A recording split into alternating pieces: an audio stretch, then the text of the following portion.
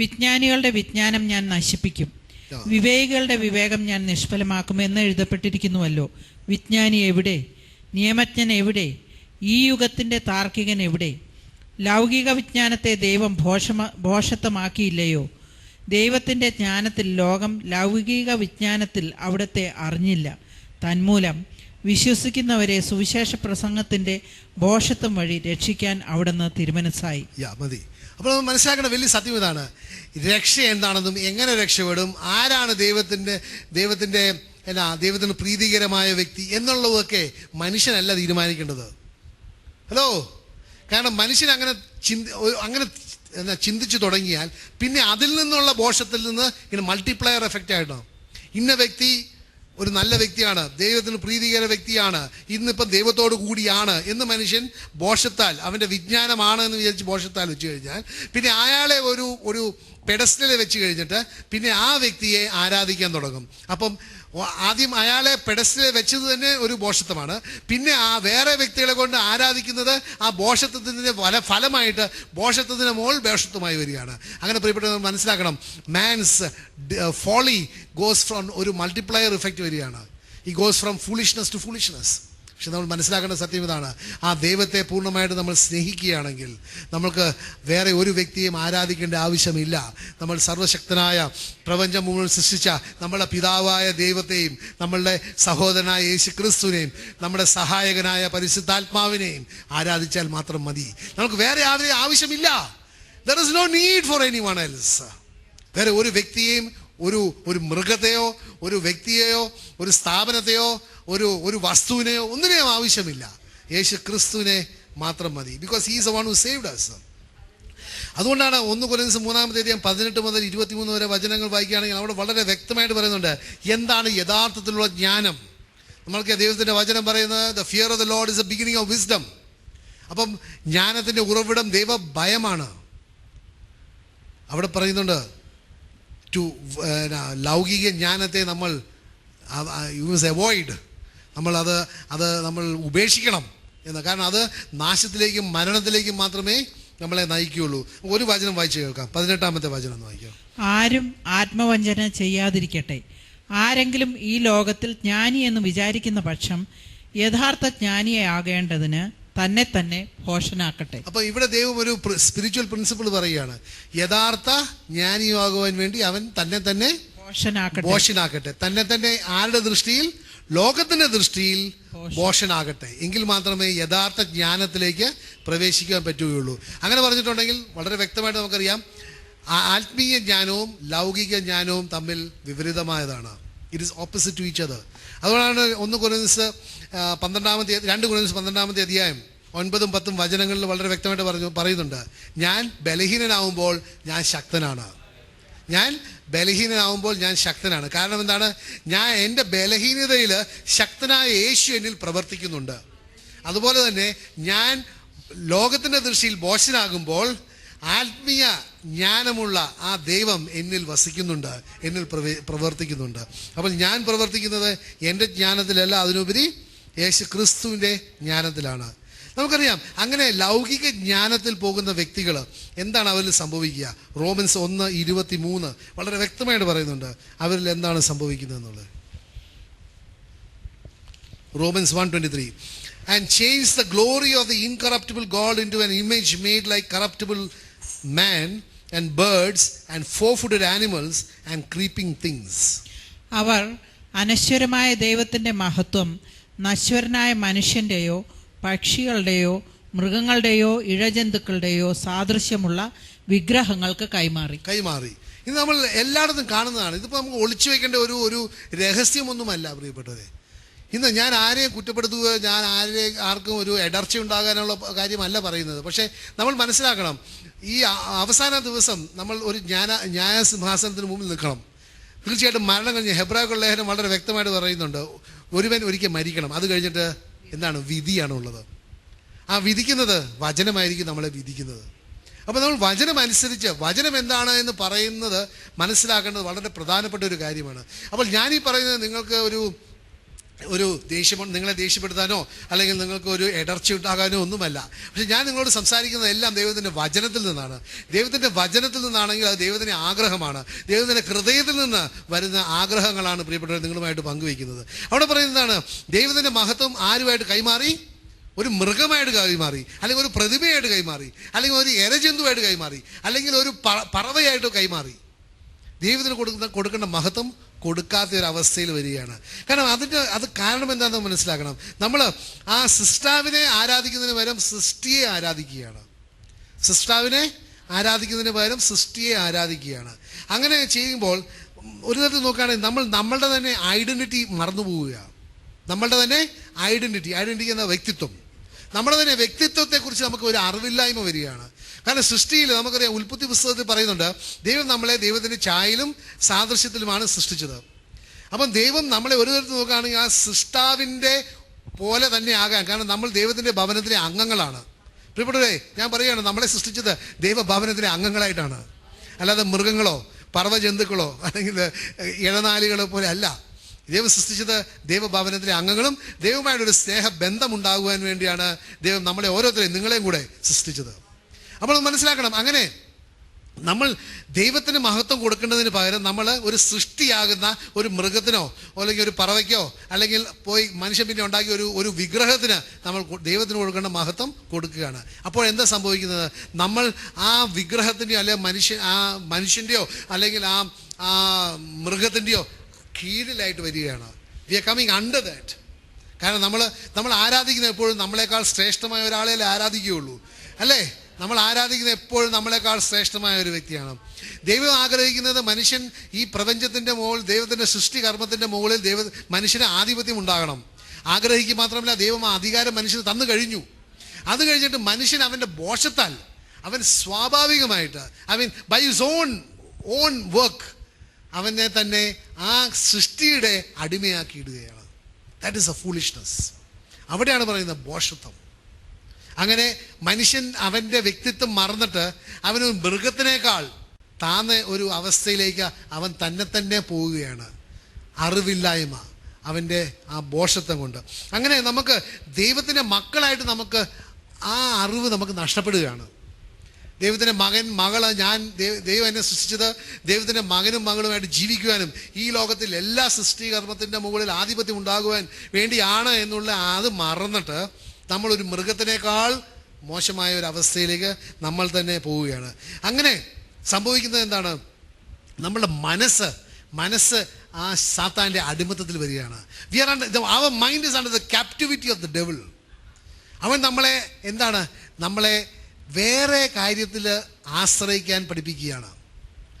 യേശു ദൈവത്തിൽ ആശ്രയിക്കുന്നതിന് പകരം സൃഷ്ടിയിൽ ആശ്രയിക്കുവാൻ അവൻ നമ്മളെ പഠിപ്പിക്കുകയാണ്. അതല്ലേ ആ ഈദാൻ തോട്ടത്തിൽ നടന്നത്? അതല്ലേ ദൈവം പറഞ്ഞിട്ടുണ്ട്, എന്താണ്? നന്മതിന്മകളുടെ അറിവിൻ്റെ വൃക്ഷത്തിൻ്റെ ഫലം നിങ്ങൾ ഭക്ഷിക്കരുത്. കാരണം നന്മതിന്മയുടെ I am the bread of life, I am the tree of life. എന്നിലാണ് നന്മയുള്ളത്. അപ്പോൾ നമ്മൾ ആ യേശുവുമായിട്ട് ഞാൻ ഒന്നാകുകയാണെങ്കിൽ എനിക്ക് ആ നന്മതിന്മയുടെ ആ അറിവിൻ്റെ ഫലം എനിക്ക് ഭക്ഷിക്കേണ്ട ആവശ്യമില്ല. പക്ഷേ സാത്താൻ യേശുവിൽ നിന്നുള്ള ആ ബന്ധം മാറ്റിയിട്ട് എന്നെ ഒരു സൃഷ്ടിയിൽ ആശ്രയിക്കുവാൻ മാറ്റി, അല്ലേ? നേരത്തെ ദൈവം ഇത് തിന്നരുത്, തിന്ന ദിവസം നീ മരിക്കുമെന്ന് ദൈവം വളരെ വ്യക്തമായിട്ടൊരു താക്കീത് കൊടുത്തിരുന്നു. ഞാൻ അവിടെ ജീവിക്കുമ്പോൾ ഞാൻ യേശുവിലാണ് ആശ്രയിക്കേണ്ടത്. ആരിൽ ആശ്രയിക്കേണ്ടത്? സൃഷ്ടാവിൽ ആശ്രയിക്കണം. പക്ഷെ സാത്താൻ വന്ന് കബളിപ്പിച്ചിട്ട് എന്ത് ചെയ്തു? അവൻ നമ്മളുടെ മനസ്സിനെ അവൻ അടിമത്തത്തിൽ കൊണ്ടുവന്ന് എന്ത് ചെയ്തു? ആ സൃഷ്ടാവിൽ നിന്നുള്ള ആശ്രയം ഒരു സൃഷ്ടിയിലാക്കി. അപ്പോൾ ഇനി മുതൽ എൻ്റെ നന്മതിന്മകളുടെയും മറ്റേ അറിവിൻ്റെ ഉറവിടം എവിടെയാണ്? ഈ ഫലത്തിലാണ്. അതുകൊണ്ട് ഞാൻ എന്ത് ചെയ്യും? ഞാൻ ആ ഫലത്തെ ആരാധിക്കും. ഹലോ, പറയുന്നത് മനസ്സിലാവുന്നുണ്ടോ? അങ്ങനെ ഞാൻ ഒരു സൃഷ്ടാവിൽ നിന്ന് ഞാൻ വിച്ഛേദിക്കപ്പെട്ടിട്ട് ആ സൃഷ്ടിയെ ഞാൻ ആരാധിക്കും. കാരണം ആ സൃഷ്ടിയാണ് ഇനി മുതൽ ഞാൻ കാണുന്നത്. എൻ്റെ നന്മയുടെയും എൻ്റെ തിന്മയുടെയും അറിവിൻ്റെയും എൻ്റെ സൗഖ്യത്തിൻ്റെയും എൻ്റെ മോചനത്തിൻ്റെയും എൻ്റെ വിടുതലിൻ്റെയും എല്ലാത്തിൻ്റെ ഉറവിടം ഈ സൃഷ്ടിയാണ്. Are you with me? ഒരു ഹല്ലേലൂയ പറയാമോ? This is a trick of the devil. കാരണം ദൈവം ഈ പറയുന്ന ഫലത്തിൻ്റെ മുകളിലും ഈ പറയുന്ന എല്ലാത്തിൻ്റെ മുകളിലും ആധിപത്യം തന്നിട്ടാണ് എന്നെ സൃഷ്ടിച്ചത്. പക്ഷേ അത് എൻ്റെ മനസ്സ് ആ സാത്താൻ ഹൈജാക്ട് ഹൈജാക്ട് എന്താ പറയുന്നത്, തട്ടിക്കൊണ്ടുപോയി. എൻ്റെ മനസ്സ് തട്ടിക്കൊണ്ടുപോയി. I am coming under the captivity of the deception of the devil. അങ്ങനെ എനിക്ക് യഥാർത്ഥ ദൈവം ആരാണെന്ന് അറിഞ്ഞുകൂടാ, ആ ദൈവമായിട്ട് എൻ്റെ ബന്ധം എന്താണെന്ന് അറിഞ്ഞുകൂടാ. എന്നിട്ട് പിന്നെ ഞാൻ സൃഷ്ടിയെയാണ് ഡിപ്പെൻഡ് ചെയ്യുന്നത്. സൃഷ്ടിയെ ആശ്രയിച്ചാണ് പിന്നെ എൻ്റെ ജീവിതം. പ്രിയപ്പെട്ടവരെ, നമ്മൾ മനസ്സിലാക്കണം, അതാണ് ദൈവത്തിന് വളരെ സങ്കടത്തോടെയാണ് കേട്ടോ, സങ്കടത്തോടെയാണ്. അല്ലാതെ എന്നാ നമ്മളെ ഒരുമാതിരി കളിപ്പിച്ചുണ്ടല്ലോ, കളിപ്പിച്ചിട്ട് ചെയ്യാനല്ല. He so sad. പക്ഷെ അതേസമയത്ത് ഈസ് എ ജസ്റ്റ് ഗോഡ്. അവിടെ നീതി മാറ്റി വയ്ക്കാൻ പറ്റുകയില്ല. നിഷേധിച്ചാൽ ശിക്ഷ കിട്ടും. But he always gives you the free will. തീരുമാനമെടുക്കുവാനുള്ള കഴിവ് ദൈവം തന്നിട്ടുണ്ട്. ആ തീരുമാനം എത്ര പേര് ഇന്ന് എടുക്കുന്നുണ്ട്? പ്രിയപ്പെട്ടവരെ, ദൈവത്തിൻ്റെ വചനം വായിക്കുകയും മനസ്സിലാക്കുകയും എല്ലാം കഴിഞ്ഞിട്ട് ദൈവത്തിന് വേണ്ടി ഒരു സ്റ്റാൻഡ് ആരെങ്കിലും എടുക്കുന്നുണ്ട്? നമ്മൾ ഇന്നലെ പറഞ്ഞു കേട്ടില്ലേ, ദൈവത്തിന് വേണ്ടി, ദൈവത്തിൻ്റെയും സുവിശേഷത്തിന് വേണ്ടിയും എന്നാ അപ്പനെയോ അമ്മയോ സഹോദരനെയോ സഹോദരിയോ വയലോ എന്ത് നമ്മൾ കൊടുക്കുകയാണെങ്കിൽ അല്ലെങ്കിൽ നഷ്ടപ്പെടുകയാണെങ്കിൽ ഈ ലോകത്തിൽ തന്നെ 100 ഇരട്ടി എന്തൊക്കെയാണ്? അപ്പൻ, അമ്മ, സഹോദരൻ, സഹോദരി, വയല്, അതിൻ്റെ കൂടെ സഹനങ്ങളും അതിൻ്റെ അവസാനം നിത്യജീവനും തരും. നമ്മൾ കേട്ടല്ലോ, സഹനം എന്തിനാ അവിടെ ഇട്ടത്? ദൈവം കൊടുത്തില്ല, പിന്നെ എന്തിനാ സഹനം കിട്ടിയത്? എല്ലാം 100 ഇരട്ടിയാണ് കിട്ടിയത്. കൊടുക്കാതെ ഒരു ഫലം കിട്ടി, സഹനം. കാരണം എന്താണ്? മനുഷ്യൻ്റെ ബോഷത്തിൽ അവൻ സഹനം ആണോ അനുഗ്രഹമാണോ ബെറ്റർ എന്നുള്ളൊരു തീരുമാനമെടുക്കും. എന്തുമാത്രം ജനങ്ങളാണ് എനിക്ക് അനുഗ്രഹം വേണ്ട, കാരണം എനിക്ക് സഹിക്കാൻ പറ്റുകയില്ല, എനിക്ക് സഹനം വേണ്ട, അതുകൊണ്ട് അനുഗ്രഹം നഷ്ടപ്പെട്ടു പോവുകയാണ്. പ്രിയപ്പെട്ടവരെ, നമ്മൾ മനസ്സിലാക്കണം എന്തുമാത്രം ആ ദൈവത്തിൻ്റെ കീഴിൽ, ദൈവത്തിൻ്റെ പരിപാലനയുടെ സംരക്ഷണത്തിൻ്റെ കീഴിൽ നമ്മൾ ജീവിക്കണം. പ്രിയപ്പെട്ടവരെ, അതെങ്ങനെയാണ്? ആ ദൈവത്തെ മാത്രം നമ്മൾ ആരാധിക്കുക, നമ്മുടെ രക്ഷകനും നാഥനും ആയിട്ട് നമ്മൾ ജീവിക്കുക. അങ്ങനെ പോകുമ്പോഴാണ് നമുക്ക് മനസ്സിലാക്കാൻ പറ്റുന്നത് ആ ദൈവം നമ്മളെ എപ്പോഴും സംരക്ഷിക്കും. പക്ഷെ അതല്ലാതെ നമ്മൾ സാത്താൻ നമ്മളുടെ മനസ്സിനെ നിയന്ത്രിക്കുവാൻ നമ്മൾ അവന് വിട്ടുകൊടുക്കുകയാണെങ്കിൽ ആ പാപത്തിലോട്ട് പോകുന്നിങ്ങനെ. നമ്മൾ ആദ്യം എന്താണ്? അവൻ്റെ വചനത്തെ നിഷേധിക്കും. You will reject his word. അവൻ്റെ ആദ്യത്തെ വചനം എന്താണ്? ദൈവം മുഴുവൻ സൃഷ്ടിച്ചിട്ട് he said have dominion over every creation. അത് തന്നെ വിശ്വസിക്കുക മാത്രമല്ല, അത് നിഷേധിക്കുകയാണ്. അത് കഴിഞ്ഞിട്ട് അതെന്ത് സംഭവിക്കും? അങ്ങനെ വരുമ്പോൾ അവൻ്റെ തന്നെയായ ഐഡിയാസ് ഓഫ് ഗോഡ്, ദൈവം ആരാണെന്നും ദൈവം എന്ത് ചെയ്യുമെന്നും അവനെ എങ്ങനെ ആരാധിക്കണമെന്നും ഒക്കെയുള്ള തീരുമാനങ്ങൾ എടുക്കും. എന്താണ്? ആദവും ഹവ്വയും ദൈവം അവരെ ഈദാൻ തോട്ടത്തിൽ നിന്ന് അപ്പം ചാടിച്ചിട്ടില്ലായിരുന്നെങ്കിൽ പിറ്റേ ദിവസം രാവിലെ മുതൽ ആ മരത്തിൻ്റെ അവിടെ കീഴെ വന്ന് ആരാധിച്ചു തുടങ്ങിയാനെ. ഹലോ, കാരണം അവൻ്റെ കണ്ണുകൾ അടഞ്ഞിരിക്കുകയാണ്. ഇനി മുതൽ അവൻ മനസ്സിലാക്കുന്നത് അവൻ്റെ അനുഗ്രഹങ്ങളുടെ ഉറവിടം മുഴുവൻ ആ മരമാണ്, അതിലുള്ള ഫലമാണ്. അങ്ങനെയല്ലേ പ്രിയപ്പെട്ടവരെ? ഇന്ന് പല വ്യക്തികളും ദേവന്മാരായിട്ട് കരുതുന്നതൊക്കെ ദൈവത്തിൻ്റെ സൃഷ്ടികളല്ലേ? അതിൻ്റെ മുമ്പിൽ കുമ്പിട്ട് ആരാധിക്കുന്നില്ലേ? അതിന് കാഴ്ചകൾ കൊടുക്കുന്നില്ലേ? Yes, they have forgotten what creation is all about. They have forgotten. അവർ മറന്നു പോവുകയാണ് ദൈവം അവരെ എന്തിനാണ് സൃഷ്ടിച്ചത്, അവരും ദൈവമായിട്ടുള്ള ബന്ധം എന്താണെന്നുള്ളത് മറന്നു പോവുകയാണ്. അങ്ങനെ അത് കഴിയുമ്പോൾ എന്താണ്? അവരുടേതായ ആരാധന രീതികൾ, അവരുടേതായ ദൈവം ആരാണെന്നും ദൈവത്തിന് എന്താണ് ഇഷ്ടം, ദൈവത്തിന് എന്താ ഇഷ്ടമില്ലാത്ത അവരുടേതായ വേറെ ഒരു കോഡ് തന്നെ ഉണ്ടാക്കുകയാണ്. ഇന്ന് ലോകത്തിൽ അത് കാണുന്നില്ലേ? ദൈവം പറയുന്നത് എന്നെ ആരാധിക്കുന്നവർ അങ്ങനെ ആരാധിക്കണം, ആത്മാവിലും സത്യത്തിലും ആരാധിക്കണമെന്ന്. പക്ഷെ ഇന്ന് ആത്മാവിലും സത്യത്തിലുമാണോ എല്ലാവരും ആരാധിക്കുന്നത്? മിക്ക പല സ്ഥലങ്ങളിലും ആരാധന ദൈവത്തിന് സ്വീകാര്യമായ ആരാധനയല്ല. മനുഷ്യനുണ്ടാക്കിയ നിയമങ്ങൾ വഴി അവൻ തന്നെ പല കാര്യങ്ങളും അതിങ്ങനെ ഓരോ കാലം ചെല്ലുന്തോറും അതിങ്ങനെ വ്യത്യാസമായി വരികയാണ്. ചിലത് അങ്ങനെ ചെയ്യണം, ഇങ്ങനെ ചെയ്യണം, മറ്റത് ചെയ്യണം, മറിച്ചത് ചെയ്യണം. അങ്ങനെ ആരാധനക്രമങ്ങളൊക്കെ മാറിപ്പോവുകയാണ്. പക്ഷെ അതൊന്നും ദൈവത്തിന്, യോഹന്നാന്റെ സുവിശേഷം 4-ാമത്തെ അധ്യായം അനുസരിച്ച് അതൊന്നും പിതാവായ ദൈവത്തിന് സ്വീകാര്യമായതല്ല. അപ്പോൾ നമ്മൾ മനസ്സിലാക്കണം, അങ്ങനെ ദൈവവുമായിട്ടുള്ള ബന്ധം വിട്ടു കഴിയുമ്പോൾ നമ്മൾ പിന്നെ ദൈവത്തിന് ആഗ്രഹിക്കാത്ത കാര്യങ്ങളിലേക്ക് പോവുകയാണ്. നമ്മൾ ചെയ്യുന്ന കാര്യങ്ങളൊക്കെ ദൈവത്തിന് ദൈവത്തിൻ്റെ മനസ്സ്, ദൈവത്തിൻ്റെ ഇഷ്ടത്തിന് വിപരീതമായ കാര്യങ്ങളിലേക്കാണ് നമ്മൾ പോവുക. അത് കഴിയുമ്പോഴെന്താണ്? നമ്മൾക്ക്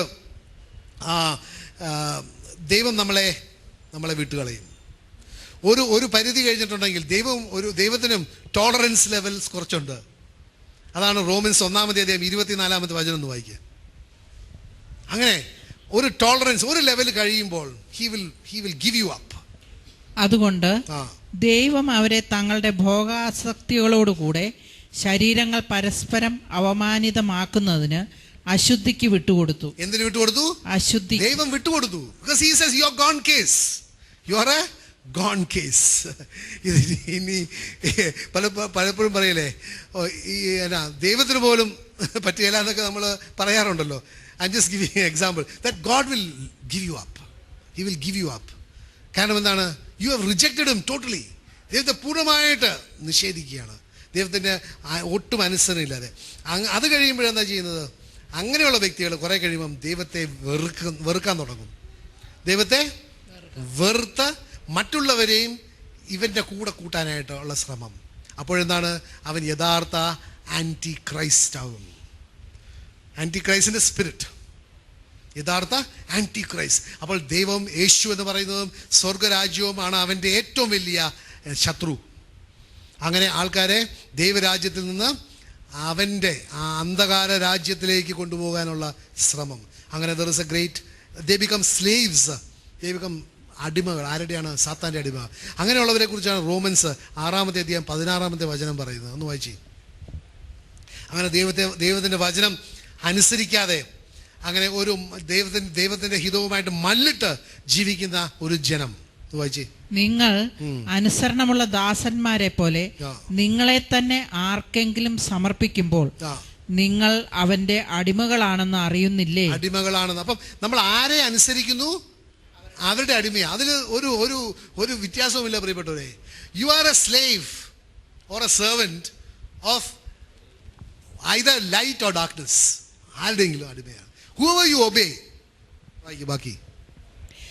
നിങ്ങൾ ഒന്നുകിൽ മരണത്തിലേക്ക് നയിക്കുന്ന പാപത്തിന്റെ അടിമകൾ, ഒന്നെങ്കിൽ മരണത്തിലേക്ക് നയിക്കുന്ന പാപത്തിന്റെ അടിമ, പാപം സാത്താന്റെ അടിമ, അല്ലെങ്കിൽ നീതിയിലേക്ക് നയിക്കുന്ന അനുസരണത്തിന്റെ അടിമകൾ. അനുസരണത്തിന്റെ അടിമ. ഇവിടെ നമ്മൾ മനസ്സിലാക്കണം, നമ്മൾക്ക് ഇതിന്റെ ഇവിടെ ഒരു മതിലില്ല ഇരിക്കാനായിട്ട്. അവിടെ ഇല്ല ഇവിടെ ഇല്ല എന്ന് പറഞ്ഞുള്ള ഇരിക്കാനുള്ള മതിലുകളില്ല. You have to take a stand. Who are you going to obey? ആരെയാണ് നിങ്ങൾ അനുസരിക്കുന്ന ഒരു തീരുമാനം നിങ്ങൾ എടുക്കേണ്ട സമയമായി.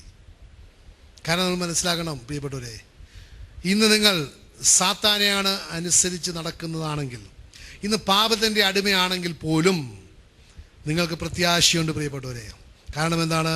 യേശു ക്രിസ്തു ലൂക്കായുടെ സുവിശേഷം 4-ാമത്തെ അധ്യായം 18-ാമത്തെ വചനത്തിൽ വളരെ വ്യക്തമായിട്ട് പറയുന്നുണ്ട്. എന്താണ്? ഞാൻ വന്നിരിക്കുന്നത് തടവുകാർക്ക് മോചനം കൊടുക്കുവാൻ വേണ്ടിയാണ്. I have come to set the captives free. നിങ്ങൾക്ക് എല്ലാവർക്കും പ്രിയപ്പെട്ട നമ്മൾ മനസ്സിലാക്കണം, ഏതവസ്ഥയായിക്കോട്ടെ, പാപത്തിൻ്റെ അടിമത്തത്തിലാണെങ്കിൽ പോലും ഇന്ന് ആ സ്വദ്വാർത്ത ഇതാണ്. യേശു ക്രിസ്തു നമ്മൾക്ക് ഓരോരുത്തർക്കും വേണ്ടി മരിച്ചത് പാപത്തിൽ നിന്ന് നമ്മളെ മോചിക്കാൻ വേണ്ടിയാണ്, നമ്മൾക്ക് ജീവൻ തരുവാൻ വേണ്ടിയാണ്. സാത്താൻ്റെ പിടിയിൽ നിന്ന് യേശുവിൻ്റെ രക്തം കൊടുത്ത് വിലയ്ക്ക് വാങ്ങിക്കാൻ വേണ്ടിയാണ് യേശു ക്രിസ്തു ആ കുരിശിൽ മരിച്ചത്. അപ്പോൾ പ്രത്യാശയുണ്ട് പ്രിയപ്പെട്ടവരെ. നമുക്ക് നിരാശയിലേക്ക് പോകേണ്ട ആവശ്യമില്ല. ഇന്നും ഇപ്പോഴും നിങ്ങൾ യേശു ക്രിസ്തുവിനെ സ്വന്തമാക്കിയിട്ടില്ലെങ്കിൽ, ഇന്ന് നിങ്ങൾ ആരാധിക്കുന്നത് വിഗ്രഹങ്ങളെ ആണെങ്കിൽ, ഇന്ന് ആരാധിക്കുന്നത് സൃഷ്ടികളെ ആണെങ്കിൽ, സൃഷ്ടി വസ്തുക്കളെ ആണെങ്കിൽ പോലും, അല്ലെങ്കിൽ മനുഷ്യരെ ആണെങ്കിൽ പോലും പ്രിയപ്പെട്ടവരെ, നിരാശപ്പെടേണ്ട ആവശ്യമില്ല. കാരണം ദൈവം സ്നേഹമാണ്. ദൈവം മരിച്ചത് നിങ്ങളെയും എല്ലാവരെയും, പാപികളെല്ലാവരെയും ആ രക്ഷയുടെ അനുഭവത്തിലേക്ക് കൊണ്ടുവരാൻ വേണ്ടിയാണ്. യേശു വന്നത് എന്തിനാണ്? തടവുകാർക്ക് മോചനം കൊടുക്കുവാനാണ്, കുരുടർക്ക് കാഴ്ച കൊടുക്കുവാൻ വേണ്ടിയാണ് പ്രിയപ്പെട്ടവരെ. ഇന്ന് എൻ്റെ പ്രാർത്ഥന ഇതാണ്, നിങ്ങളുടെ അന്ധകാരത്തിൽ നിന്ന് ദൈവം നിങ്ങളെ ദൈവത്തിൻ്റെ അത്ഭുതകരമായ പ്രകാശത്തിലേക്ക് ദൈവം കൊണ്ടുവരട്ടെ എന്ന്.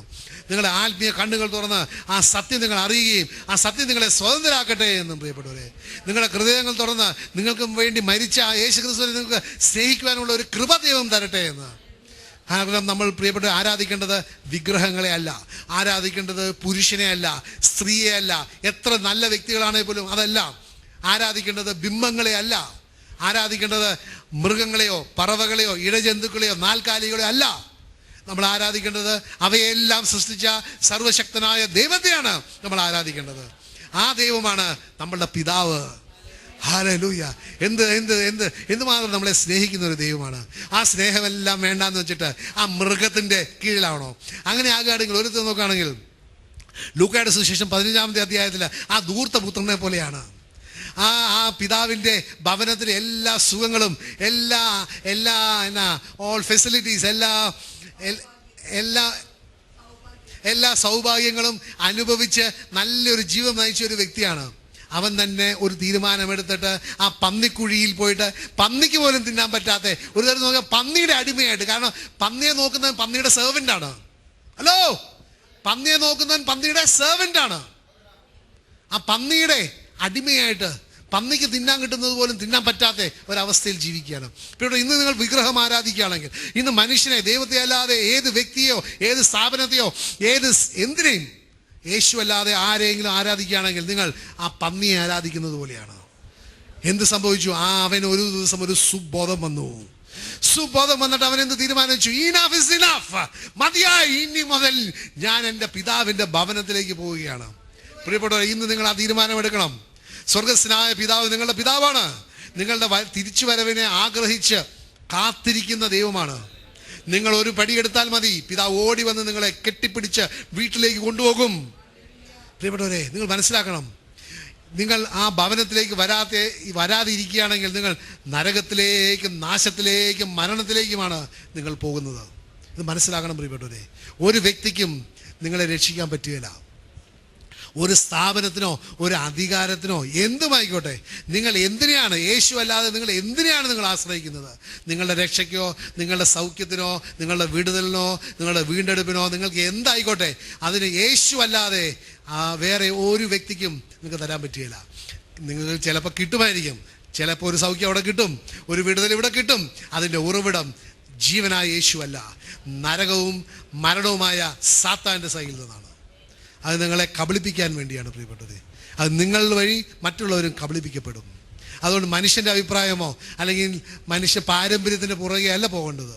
അതിനുപരി നിങ്ങൾ പോകേണ്ടത് ജീവൻ്റെ വചനമാകുന്ന യേശു ക്രിസ്തുവിൻ്റെ പുറകെയാണ് പോകേണ്ടത്. അവനാണ് ജീവൻ, അവനാണ് നമ്മളുടെ അവകാശം. ജീവൻ നമ്മളുടെ അവകാശമാണ് പ്രിയപ്പെട്ടത്. ആ അവകാശത്തിന് ഉറവിടം യേശു ക്രിസ്തുവാണ്. അവനെ ഒരിക്കലും കൈവിടരുത് പ്രിയപ്പെട്ടത്. അതൊരിക്കലും ഒരു മനുഷ്യന് വേണ്ടി അല്ലെങ്കിൽ ഒരു പ്രതിമയ്ക്ക് വേണ്ടി കൈവിടരുത് പ്രിയപ്പെട്ടവരെ. അവരെല്ലാവരും ദൈവത്തിൻ്റെ സൃഷ്ടികളാണ്. ഒരു സൃഷ്ടിയെ അല്ല ആരാധിക്കേണ്ടത്, സൃഷ്ടാവിനെയാണ് ആരാധിക്കേണ്ടത്. ഹല്ലേലൂയ. കാരണം എന്താണ്?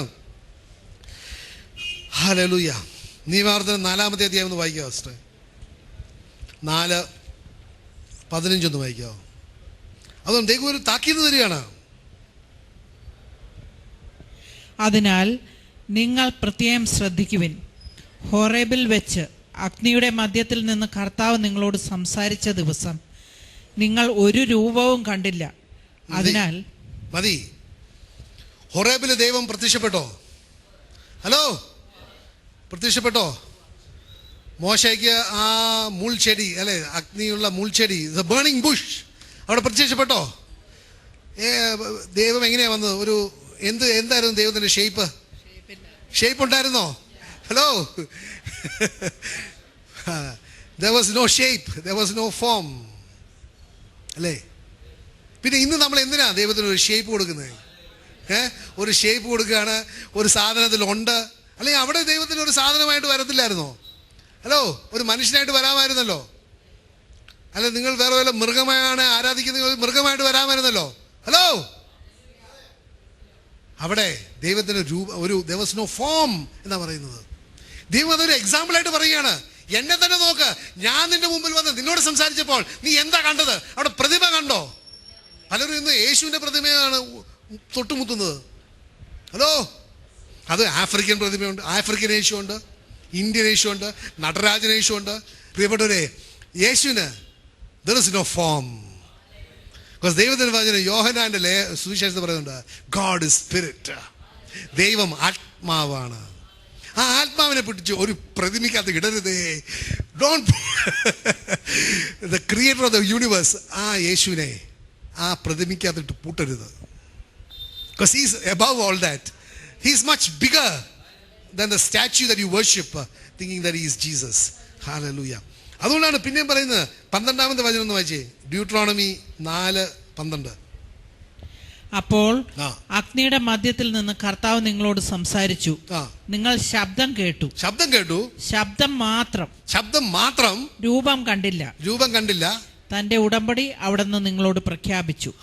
അപ്പോൾ മനസ്സിലാക്കണം, അവിടെ പിന്നെയും വചനം പറയാണ്, നിങ്ങളൊരു ശബ്ദം മാത്രമേ കേട്ടുള്ളൂ. ഇന്ന് ശബ്ദം അവിടെ കേൾക്കുന്നുണ്ടോ? ശബ്ദം ദൈവത്തിന്റെ ശബ്ദം കേൾക്കുന്നുണ്ടോ? ശബ്ദം കേൾക്കുന്നുണ്ടോ? Yes, you are hearing the word. But you don't see a form. അവിടെ നമ്മൾ പ്രതിമയൊന്നും വരുന്നില്ല. ഇതിനകത്തൂടെ പ്രതിമ വരുന്നുണ്ടോ? കണ്ടിട്ടില്ല അല്ലേ? ദൈവത്തിന്റെ വചനം പറയുന്നത് ആരും ദൈവത്തെ കണ്ടിട്ടില്ലെന്നാ. You are seen. പിന്നെയും പറയുന്നുണ്ട് ആ ഫോമിന് there is another word, similitude. Similitude എന്ന് പറഞ്ഞാൽ സിമിലി അല്ലേ? സിമിലിക്ക് മലയാളത്തിൽ എന്താ പറയുക? പണ്ട് ഗ്രാമർ പഠിച്ചപ്പം സിമിലി. പക്ഷെ അതിനെക്കുറിച്ച് അതിപ്പോഴും മറന്നിട്ടില്ല. എന്താണ്? മന്നവേന്ദ്ര വിളങ്ങുന്നു ചന്ദ്രനെ പോലെ നിൻമുഖം. ഇത് ഉപമ താരതമ്യം.